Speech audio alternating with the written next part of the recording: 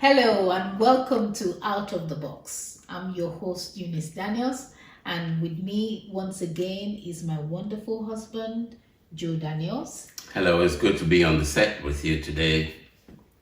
We're going to be continuing on our series People Matters, talking about emotions, emotional intelligence. And just like as always, just to remind you that Out of the Box is all about empowering you for transformation.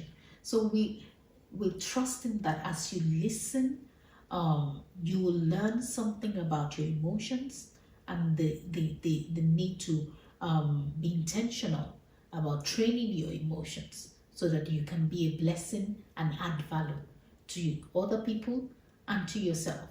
So we're going to jump right in and let Joe take us on further in this. Praise God.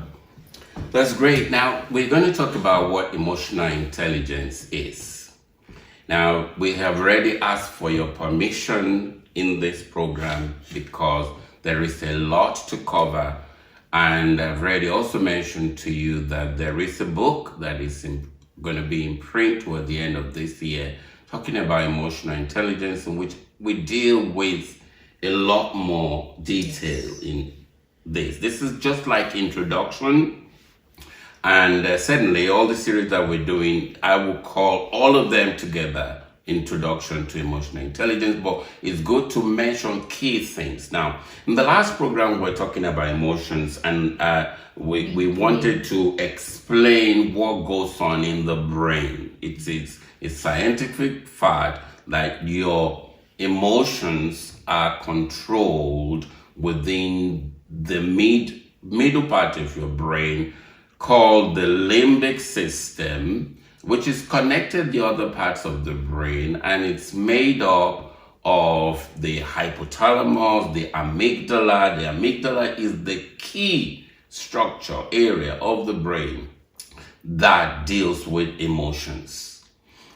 It's also made of hippocampus and gyrus, and there is connection between that and your thalamus, or the cortex, or the big part of the brain, and it's also connected to what we call the prefrontal lobe. There is a feedback system or a control system.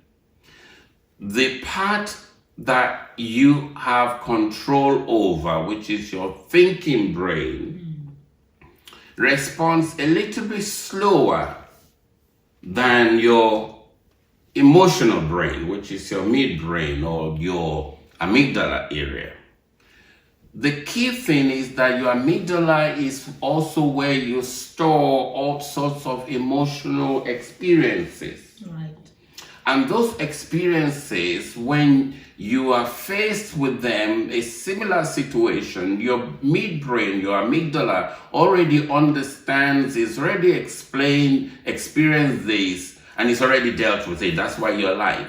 It has this understanding that, something is happening again that I've done before, and this is how I dealt with it last time. Right. And I survived it, so I'm going to deal with it again this time.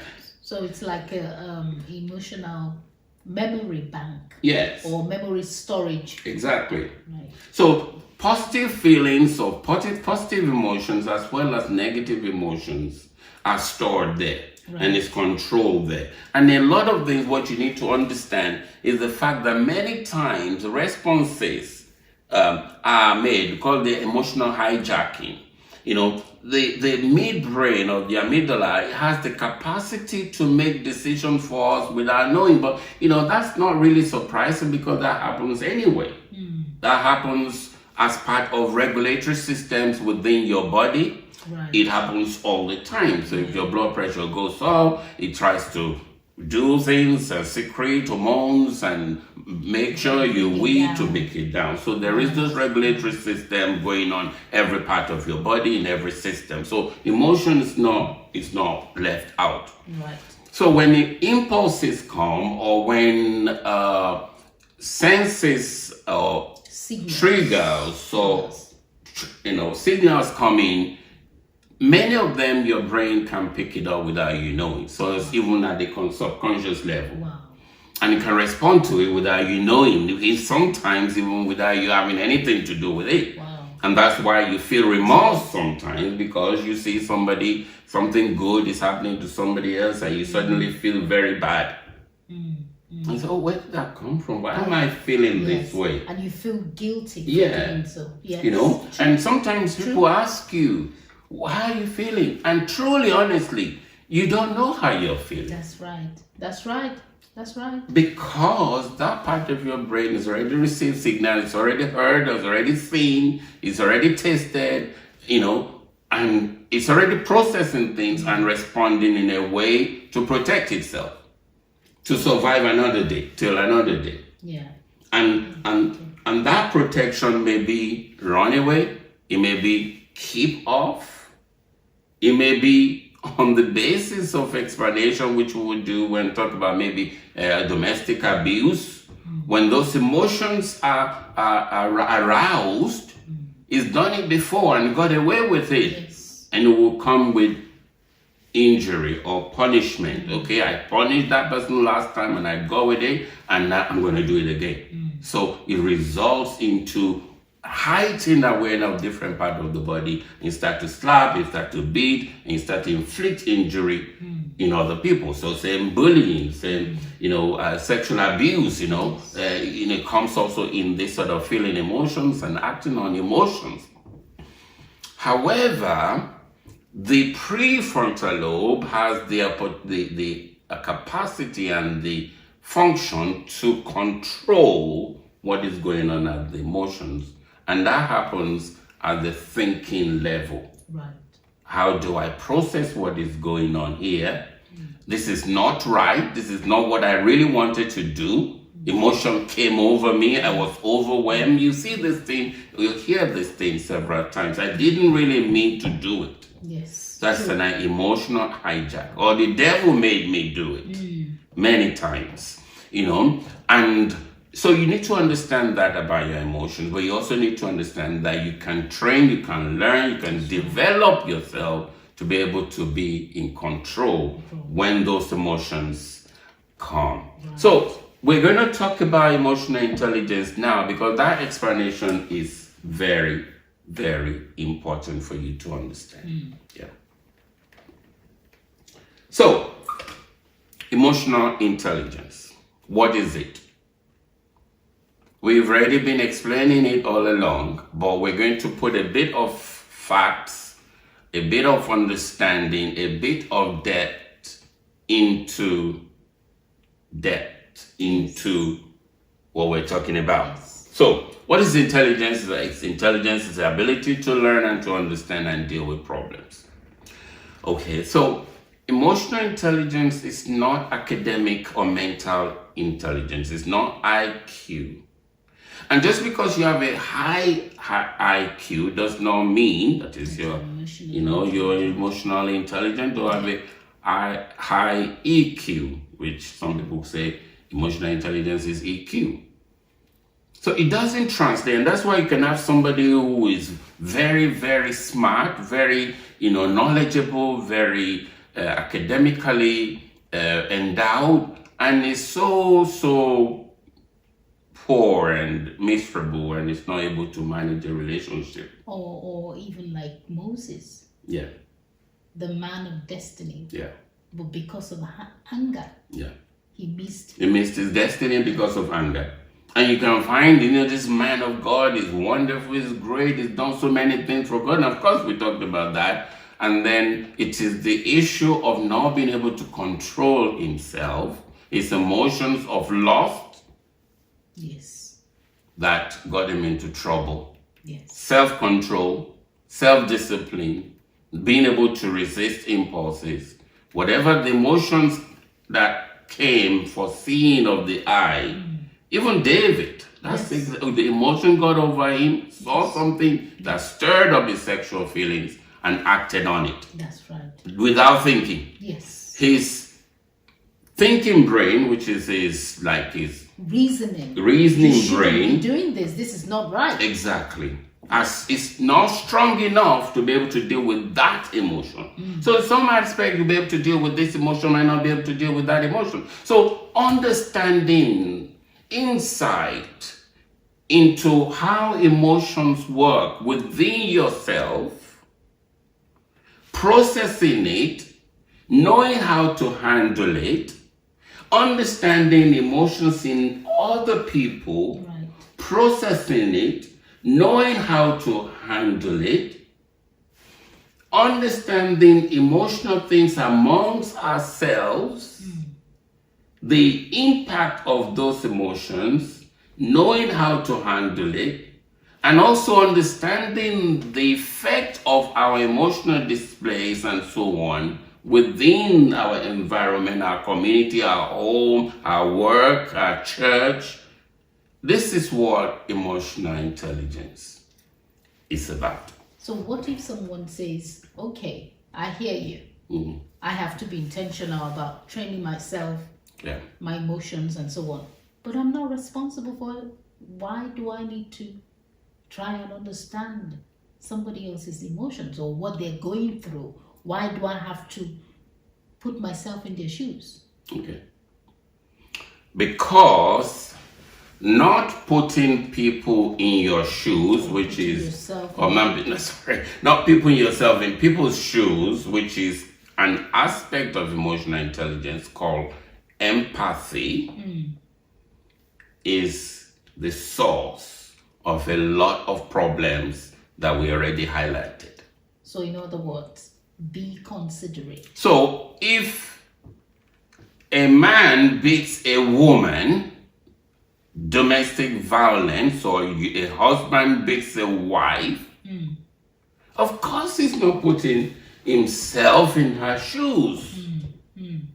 Did not consider the feelings that that lady was having, or what may be responsible for what that lady did that upset the man so much, and his emotions has gotten over him of anger, for example, which might be because he was feeling insecure or feeling inferior because of he's not earning enough money, or his emotions is all over him because he was feeling sad and he's going to get drunk, and all that not being able to control himself. So you show empathy, you're more adept in dealing with issues of life when you learn about these things. Domestic violence, I've got to just mention it. It's not just the men. It's not just Sometimes men. the women are the ones who carry out those atrocities. Yes, that's it. Yeah. So what we need to understand, therefore, is that we have emotions. Other people have emotions. And our day-to-day living, we need to master emotions. Positive ones, we need to enhance it. Negative ones, we need to know how to handle, manage it. You wouldn't, if you see somebody driving, say, a nice car coming, you will be denying, you will be really untrue to say, oh, that's not a nice car, for example. That's true. Okay? Yeah. That emotion that experience or seeing what signals come to your eyes may make you feel good. Yeah. Maybe because you have the plan to buy that kind of car. Yeah. And you look at it and say, oh, wow, I like it. Yeah, I'm going to drive it one day. I'm going to drive it. I want to buy one. But if you haven't got the money, for example, you may have a feeling of, why is he driving that? African person, why is he driving that? How come? Where has he got the money from? And by the way, negative thinking sets in and you start to think negative things. Now, if you do not know how to handle your emotions, you may start to feel angry about that person driving the car. You may start to feel envy, which is your emotion, feeling envious. You may start to feel like, why am I not driving this car? Am I really happy with myself? You may start to feel sad because you've seen somebody else drive. that car. In some society or community, you'll be looking for something to do to damage or vandalize the car just because of emotions. Yeah. Not being able to say, you know what, I'm just feeling like maybe I could be doing better in life.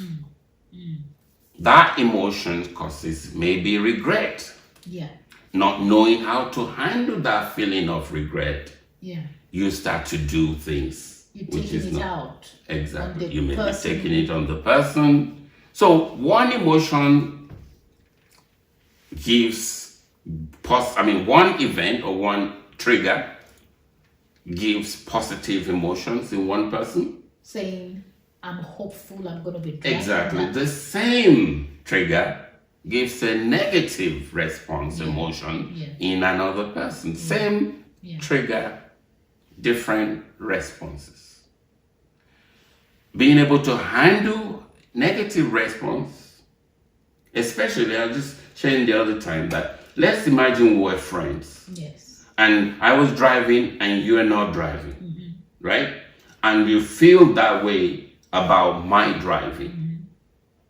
You may start to feel negative towards me. That's right. Especially when you know the person. Exactly. It's not too bad when you don't know the person. Yeah. When you know the person, maybe directly or indirectly, they're experiencing what you want to experience. You could start feeling negative emotions towards them. Yeah. It's not their fault. Yeah. And really, it's not your fault. Yeah. But you need to know how to manage it. Yes. So it doesn't lead to the extreme of envy to hatred, and resentment towards. So if you don't manage it properly, you may find yourself resentful for something positive happening in my life. Yeah.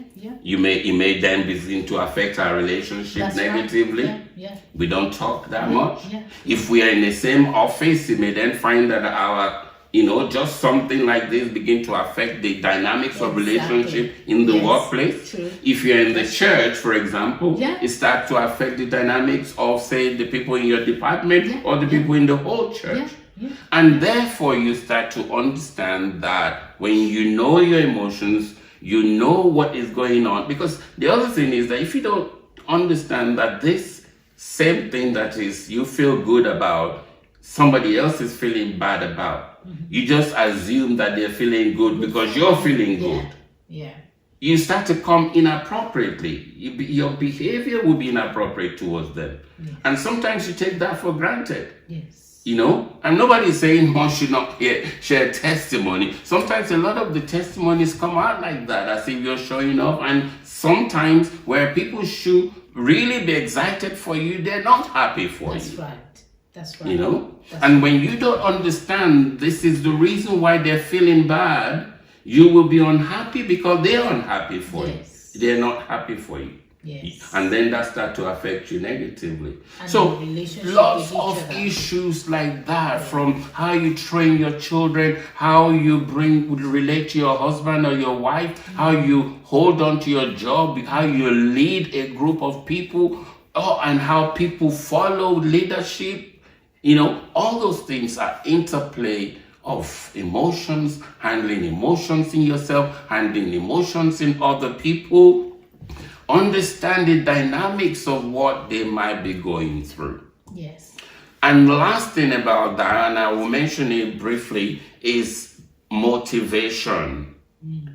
Because this is another aspect, and that's the reason why a lot of this goes on within the corporate world, because they feel that if you really can marshal your emotions in the service of a goal, then you will do well. You're able to self-motivate, mastery, you'll be able to be creative. And if you're a sport person, for example, you begin to understand what is it that make me go into my zone, my sort of peak performance state. How do I harness my emotions and feel determined and not feel afraid and feel that, I can hold on to, my impulses I can deal with my impulses at this point in time. I can deal with my feeling of laziness or complacency, and I want to get this thing done, and I'm going to. So they start to teach about that sort of thing within the context of the corporate world. Okay. And that's what a lot of people, but really, from our viewpoint, there are 5 things you need to understand about emotion intelligence. Number 1, we've talked about it, knowing your emotion, which is self-awareness. Yes. So you recognize a feeling that it's happening to you, and you can monitor those feelings from the moment to moment. It's crucial psychological insight for you to know that, yeah, this is what I'm feeling when I'm feeling it. Yeah. If I'm feeling fear, I am afraid, and you accept the fact that fear is coming in and you deal with it. That's if right. It's inappropriate for you. And that's why it's important when you believe it. I mean, there's a lot we can talk about this. Yeah. When you believe in God, the enemy can come with an attack on your mind, as we said. Yeah. You start to feel negative, you start to think negative, and your hope is gone. You start to feel a bit of doubt and anxiety over an issue that you're going through. Funny enough, that reminds me of something. Yeah. Just hold your thought there. Yeah. Now, when you're believing God for something, you want to see something happen. Yeah. And you see another person, whether believer or non-believer, have that same thing. Yeah. One of the ways you can counteract it, I know we're going ahead of ourselves, is to actually pray for them. Yeah. And pray that they do well, even though you're expecting to do well. That's right. That helps to intentionally counteract the feeling or negative feeling that you're having. So it is an ability to understand your feelings. It's really, really important. And when you're able to do that, I say here, connecting well with others depending on how you're connecting with yourself. Yeah. You know, and that you are the constant factor which affect the outcome of people's dealings with you. We'll talk about that when we're talking about the wisdom of programming. Right. You know, how do you think about people? You know, so managing your emotions is the next aspect, which we already talked about. You can handle your feelings so that they are appropriate. You can build on your awareness, and it is the capacity to soothe yourself. That's why some people go into drinking, you know, because they don't know how to comfort themselves, make themselves comfortable. Right. They have this feeling, you know, they feel stressed at work, and they just feel that need to be soothing, or to be calm. And they don't know how. So they go and grab the bottle and they drink themselves to drunkenness. And then they start to misbehave. That's an emotion that starts so small and it's gotten out of hand. That's right. So managing yourself is one of those things which we talked about. So it's self-mastery, or the ability to withstand different storms that comes, emotional storms that you face, which we already highlighted, and we already talked about different family of emotions. Motivating oneself, we've already talked about, so you can be in that flow state, in that peak performance. You can achieve the goal that you want, maybe in your life, in your business, in your family, you know. Then recognizing emotion in others, and the key point there is to show empathy, and its ability to build on the emotion of self-awareness, and it's what people call people skills, you know. But you know, emotional intelligence is more than people skills. It's also about you. Yes. Looking after your emotional interest, you know, right. And then handling relationship. And I've already talked about how the dynamics of your, you know, of your relationship, and how that may have impact on the society, on your community. And for the purpose of this program, your community is your immediate people, so that could be in your family. How is it? For example, ladies go through menstrual cycle, and hormones are Talk about secreted. Men also go through their own cycle. Testosterone is all over the place. It affects their feeling. That's right. And those feelings need to be managed. And when people can't manage it, that's why they go and commit rape, for example. That's why they're aggressive, and a lot of raping is going on within the family, within the family. Or sexual abuse within the family. Yes. And those are some of the things. I mean, we would love to be able to go through, and during the course of this program, we will try and mention those issues again. The bullying, how is emotional intelligence involved in that? Sometimes it's just learning, programming from childhood, and how it is that they have seen things handled before. That's how they too want to handle it. And they start to be aggressive, not knowing that sometimes what they're afraid about is really not real. Or, people are not really talking about them, and they think people are talking about them, and they can be aggressive. How does that come across in racial disharmony, in marital problems, in divorce, in church division, particularly fear, anxiety, inferiority, competitive jealousy, lack of trust, lack of confidence in yourself, in your gifting? It's just so all over the place. Yes. Emotional intelligence issue. Yes. And that's why we need to teach it more, talk about it more, understand it more. And as we begin to do so, and especially when we develop the empathy, which we will talk about, how do I develop in this area of emotional intelligence? Praise the Lord. It's going to be our next topic. Yes. So we'll see you in the next program. Remember that with God, all things are possible, and you can do all things through Christ that gives you strength. Stay blessed and stay tuned.